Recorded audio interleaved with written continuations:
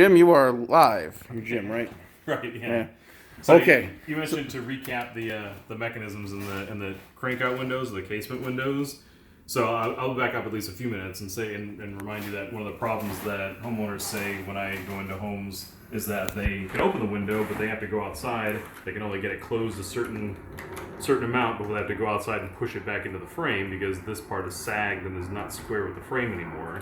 So one of the features we've done to counteract that is we have two arms whose sole purpose it is to hold the sash up and square with the frame, and a third arm to crank it in and out. Oftentimes, when I have homeowners who are experiencing that problem, this one of the arms down here there's only one down here, and it's pulling double duty. It's holding the window up and moving it in and out.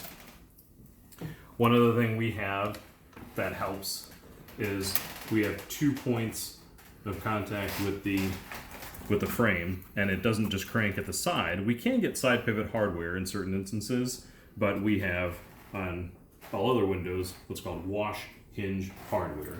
The hinges are in such a place that the frame helps hold it square, and you can wash it from the inside. You only have one floor, but even still, you can wash the outside of the window while standing inside the house with the wash hinge hardware.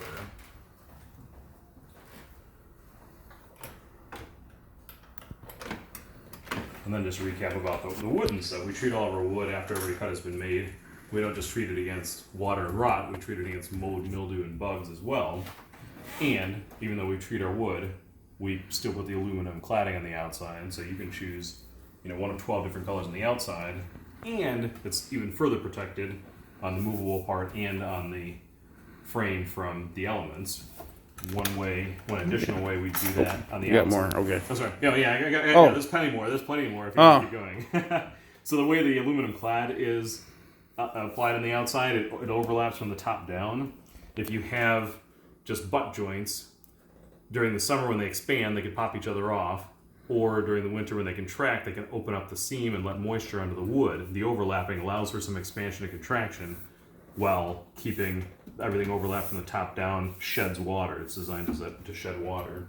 And then one last thing that your buddy might want to see or hear is our locking mechanism. So in addition to the sash not going square with the frame being one of the bigger problems with crankouts when I go into a home, another is people say they strip the gears on the crank because they think in order to get it closed super tightly, you've really got to torque it.